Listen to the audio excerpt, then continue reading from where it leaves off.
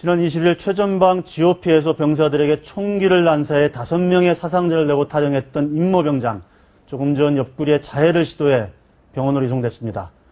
끊이지 않는 최전방 GOP의 총기 사고 뚜렷한 대책은 없는지 여상원 변호사, 양욱 국방안보포럼 연구위원, 임태훈 군 인권센터 소장과 함께 이야기 나눠보겠습니다.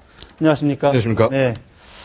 예, 상황이 좀 급박하게 돌아갔었는데요. 2시 55분이죠. 2시 55분에 임 병장이 투항을 권유받던 도중에 옆구리에 이제 자해를 시도했고 현재 병원으로 이송 중인데 결국은 이렇게 결말이 맺어졌네요. 양 의원. 예, 어떻게 보십니까?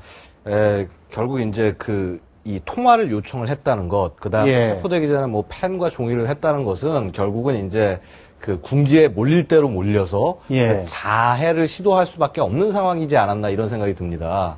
그다음에 또 지금 옆구리라고 하는데 그게 아마 옆구리가 아니라 심장 쪽이라는 뭐 그런 얘기가 있는 것 같은데. 예, 지금 옆구리에서 처음엔 옆구리라고 했는데 다시 보니까 옆구리 왼쪽 어깨 아래 가슴 위쪽. 이쪽이라는 얘기도 좀 나오고 있습니다. 그렇죠. 이제 심장 쪽을 겨눠서 아마 쏘다가 이제 보통 자기 심장 위치가 어딘지 잘 모르니까. 그러니까 이제 뭐 아마 그렇게 해서 죽지 않고 다행히 이제 살아남은 걸로 생각이 되는데. 현재는 의식이 있는지 없는지도 약간 좀 불확실한데요.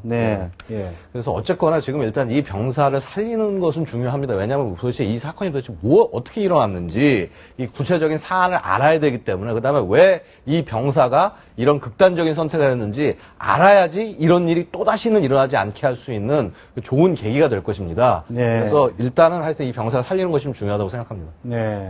일단은 이제 아마 강릉병원으로 갔다가 국군 강릉병원이죠. 강릉병원으로 갔다가 다시 한번 헬기를 타고 다른 곳으로 좀 이동을 하고 있는 것 같아요. 출혈이 심해서. 일단은 빨리 치료에 들어가야 될 것 같은데 어떻습니까? 저런 상황에서 이제 아버지와 통화도 하고 형과 통화도 하고 또 계속 투항 권유를 받았는데 결국은 이제 자해 시도하는 것으로 결말이 내려졌거든요. 우리 어떻게 보십니까? 임 의원께서 우선 임 소장께서는 저는 군이 초동 대응을 못했다는 비난은 100% 면하기는 어려울 거고요. 그리고 협상 전문가를 투입했다고 이야기를 하는데요. 과연 협상 전문가를 투입했어야 되는지에 대한 전문가들의 문제 지적도 있었습니다. 협상 전문가는 양 당사자 간의 이해관계를 완충하는 역할을 하는데요. 사실 이같이 극한 상황에 대치하고 있는 상황에서는 협상 전문가보다는 임 병장의 마음을 사서 누그러뜨려서 같이 나올 수 있는 종교인이라든지 이런 분들이 사실상 좀 투입되어서 갔어야 되지 않는가라고 보고 있고요. 그러니까 종교인을 차라리 내세우는 게 더 나을 수도 있겠다. 그런 예도 있습니까? 뭐 그런 예들은 없지만은요. 예를 들면 지금 상황에서 그 본인을 이해해 줄 수 있는 사람, 그러니까 물론 부모님이 될 수도 있긴 한데요. 부모님하고의 평소의 관계가 원만했는지에 대해서는 저희로서는 알 수가 없으니까 그렇게 좀 전문적으로 할 수 있는 종교인이 좀 들어갔으면 좋지 않겠나라는 생각이 들고요. 또 하나는 지금 총상이 초기엔 옆구리라고 했는데 지금 왼쪽 가슴이면은요. 상당히 지금 강릉 국군병원에서는 총상 환자를 다룰 수 있는 군의관이 없습니다. 그렇죠. 그래서 지금 다른 곳으로 다시 헬기를 이동 중인 것 같은데. 국군 수도병원 가서도 사실상 총상 환자를 다룰 수 있는 수술 환경 여건이 되어 있지 않는 걸로 알고 있습니다. 아주대병원으로 가야 되지 않을까 저는 판단하고 있는데요.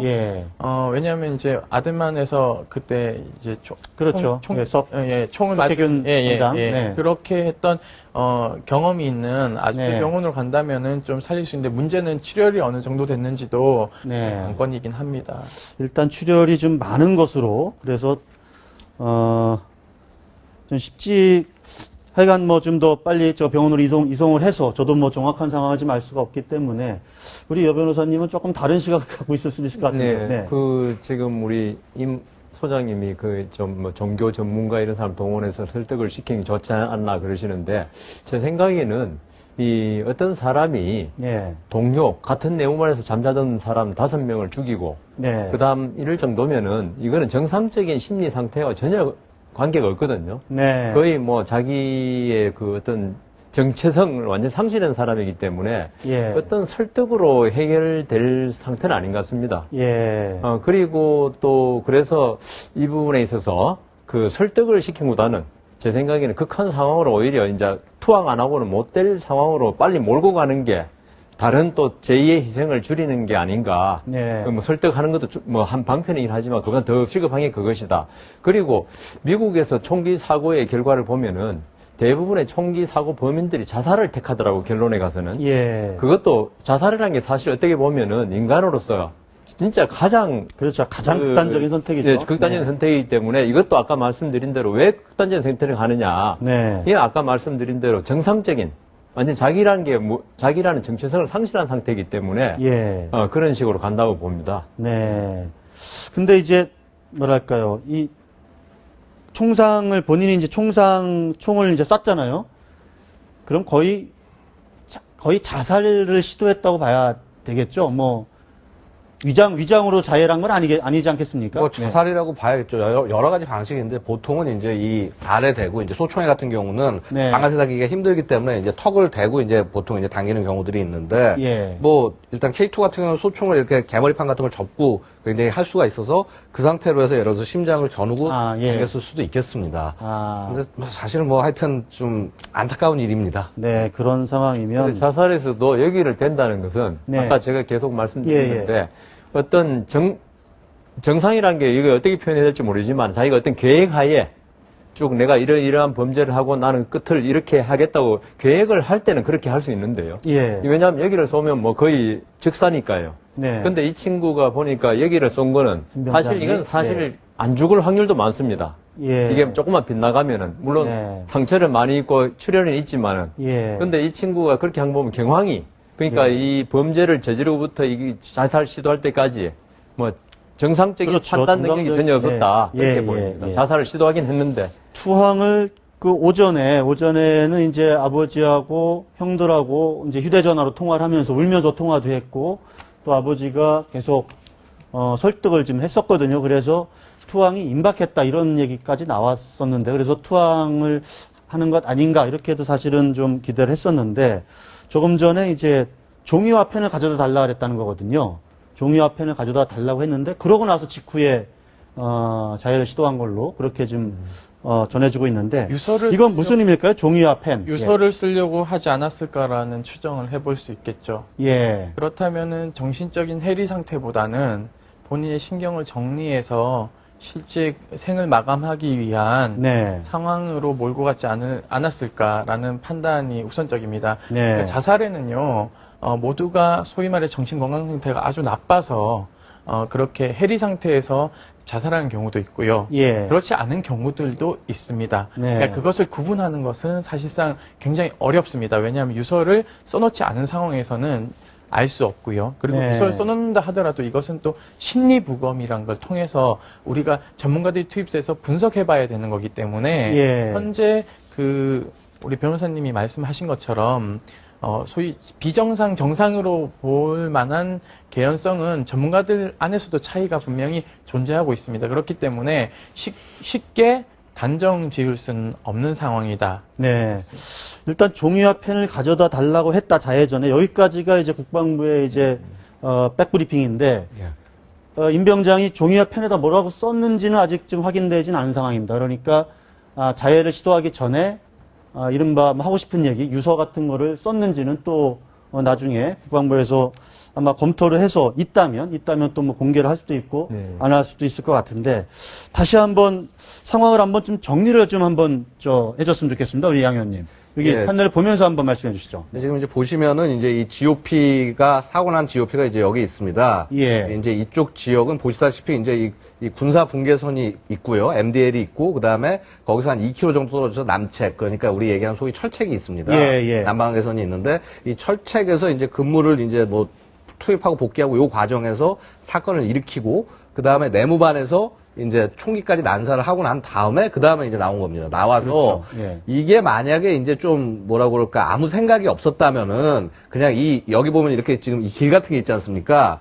이런 것이 이제 사실 전술도로입니다. 그러니까 이걸 따라서 내려올 수도 있지만은 그렇게 선택을 요걸로 한번 설명해 주시죠. 요걸 이제 임병장이라고 연장으로 하자면 이제 여기서 사건을 일으킨 다음에 보시면 여기 하얀색이 있지 않습니까? 네네네. 이게 그냥 일반적인 도로길입니다. 그러니까 이걸 따라 쭉 내려가다 보면 그러면 이제 민가 쪽으로 가게 그렇죠. 되는 거죠. 민가 쪽으로 가게 되는 건데 이 약간 어떻게 보면 이게 쉬운 길인데 이 쉬운 길을 택하지 않고 어려운 길을 택해 갔습니다. 예. 그러니까 이것은 잡히지 않겠다는 의지입니다. 왜냐하면 이 도로를 따라서 이동하면 여기에 분명히 주요한 지점 같은데 매복을 하고 있을 거기 때문에 이걸 피해서 굳이 걸어간 겁니다. 그래서 밤 동안 무려 10km 정도를 걸어가서 이게 아주 험준한 지형 아니겠습니까? 맞습니다. 이것을 실어 갔다고 하는 것은 밤새 굉장히 열심히 이동을 했다는 얘기를 겁니다.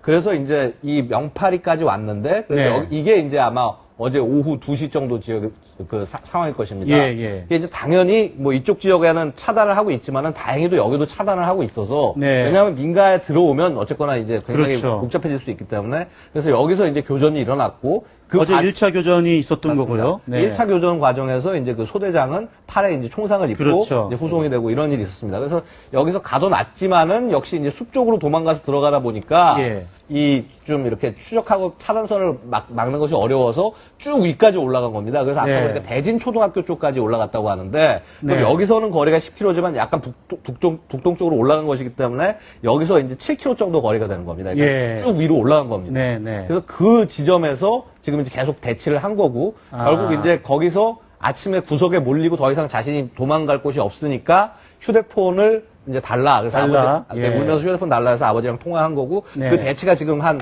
대여섯 시간 계속 되다가 그러다가 이제 끝난 거라고 볼 수 있겠습니다. 어제 밤 11시쯤에도 교전이 한번 또 총성이 있었다고 합니다. 그러니까 어젯밤 11시에 그 포위망을 밤에 뚫고 밤에 포위망을 뚫고 나가려고 하다가 그때 이제 그 차단하고는 우리 저 장병들하고 총성이 좀 있었던 것 같고 그때 이제 못 빠져나간 거겠죠. 그때 못 빠져나갔고 오늘 아침에 이제 포위가 된 상태에서 군에서 뭐 이제 빵하고 뭐 전투식량, 물 같은 것들을 제공을 하면서 설득을 했다고 하는데 통상 그렇게 하는 거죠?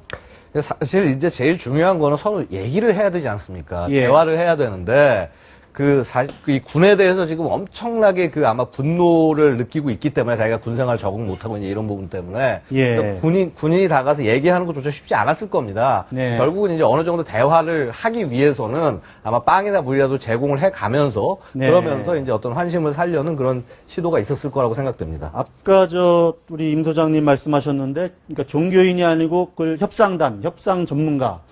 그 협상 전문가라는 게 군에 있는 거죠? 군 심리 전담하는 그런. 협상 전문가는 보통 경찰에 있습니다. 경찰에 많이 있고요. 제가 종교인을 이제 얘기를 한 것은, 이 임병장 입장에서, 오는 사람이 내 편인지 아닌지가 중요합니다. 그렇기 때문에 종교인은 그런 측면에서 내가 마음을 무장해제할 수 있는 일단 저 사람 내 얘기를 들어줄 것 같으니까 이라는 판단을 할 수 있기 때문에 그러한 분이 들어가야지 예를 들어 직업적으로 협상 전문가입니다 제가 이러면요 너 뭐야 이렇게 된다고요. 근데 그게 조금 어려움은 있을 것 같아요. 왜냐하면 무장하고 있는 상황이고 아까도 보니까 이제 우리 협상 전문가가 비무장 상태로 10m 앞까지 가서 대화를 하면서 설득을 했던 것 같은데. 왜냐하면. 그렇게까지 하기가 좀 쉽지는 않죠, 사실은. 쉽지는 않은데요. 문제는 이런 겁니다. 군에 대한 적개심이 강하기 때문에 제가 어제 누차 반복적으로 말씀드렸지만 군은 좀 뒤로 빠지고 경찰이 들어가서 또 전문가를 앞세워서 설득을 하고 먹을 것도 어제 줘야 된다라는 것을 누차 오후에 내내 강조를 했습니다. 그거는 어제 강조를 하셨죠. 군이 그건 잘한 지점인데 조기에 좀 더 이것을 유화적으로 해결하기 위해서는 그런 분들의 노력하는 모습을 보여준다면은 어젯밤에 뚫고 나가려는 노력은 하지 않았을 수도 있다라는 게 저의 판단입니다. 제 생각에는 우리나라하고 미국이 문화가 다르기 때문에 좀 틀리지만은 지금 협상 전문가라든가 아까 종교인 보냈다가 이 사람들이 또 다칠 수 있습니다. 아까 말씀드린 대로 임병장은 자기 정체성을 상실한 사람이기 때문에 어떤 아까 말씀드린 적으로 생각할 수도 있고, 그러니까 미국에서는 그렇게 협상을 하거나 이런 건 거의 없는 것 같습니다. 오히려 그런 인질범이나 살인범이 있으면은 좀 더 경찰이 엄청나게 동원돼가 좀 총겨놓고 투항해라, 무기 내로 나오라 이거지. 뭐 협상을 한다거나 이러진 않습니다. 미국은. 그래서 우리는 또 다른 희생을 불러올 수 있기 때문에 그 부분은 좀 신중해야 되지 않느냐. 그렇게 생각합니다.